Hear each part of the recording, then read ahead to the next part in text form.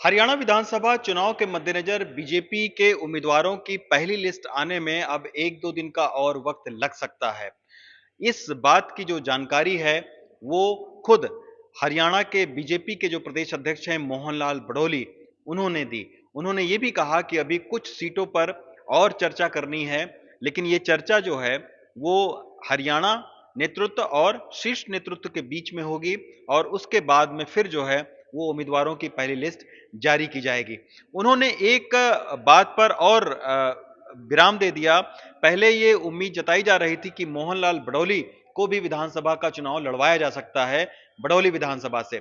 लेकिन अब मोहनलाल बड़ौली ने इस बात को सिरे से खारिज कर दिया और उन्होंने कहा कि उनका चुनाव लड़ने का कोई इरादा नहीं है। नायब सिंह सैनी जो कि हरियाणा के मुख्यमंत्री हैं, उनके बारे में भी उन्होंने कहा कि वो उनका लगभग लाडवा से चुनाव लड़ना तय है। इस बीच जब उनसे ये कहा गया कि वो सहयोगी पार्टियों का क्या के साथ में चुनाव लड़ेंगे, यानी जो गोपाल कांडा हैं, विनोद शर्मा हैं और जो आरएलडी है, उनके साथ में क्या बातचीत चल रही है? तो उन्होंने इस बात को सिरे से इनकार कर दिया और उन्होंने ये कहा कि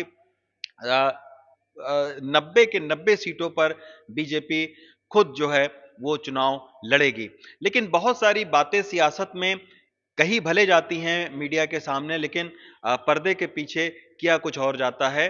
तो सूत्रों के हवाले से खबर यही मिल रही है कि बीजेपी लगातार जो है वो जो छोटी-छोटी पार्टियां हैं, रीजनल पार्टियां हैं, उनके भी संपर्क में हैं और इसी के तहत गोपाल कांडा और गोपाल कांडा, आरएलडी के जयंत चौधरी और इसके अलावा जो विनोद शर्मा हैं, उनसे भी जो है वो संपर्क साधा गया है, बाकायदा बैठक हुई है और अब ये कहा जा रहा है कि जैसे गोपाल कांडा अपने और अपने भाई के लिए टिकट माँग रहे हैं, विनोद शर्मा जो है वो अम्बाला से टिकट माँग रहे हैं, इसी तरीके से आरएलडी जो है वो 4 से 5 सीटें विधानसभा की माँग रही है।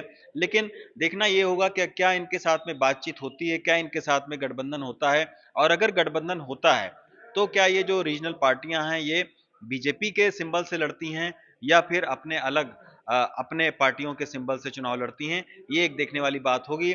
लेकिन अभी फिलहाल जो है वो जो बैठक है वो बीजेपी के भीतर हरियाणा चुनाव को लेकर खासी चल रही है। आज मनोहर लाल खट्टर की मुलाकात नायब सिंह सैनी के साथ में हुई है और लगातार एक दूसरे से मुलाकातों का जो सिलसिला है वो चल रहा है। लेकिन इस बीच बड़ी खबर ये आ रही है कि जो उम्मीदवारों की पहली सूची है, उसको आने में अब 1-2 दिन का वक़्त और लग सकता है।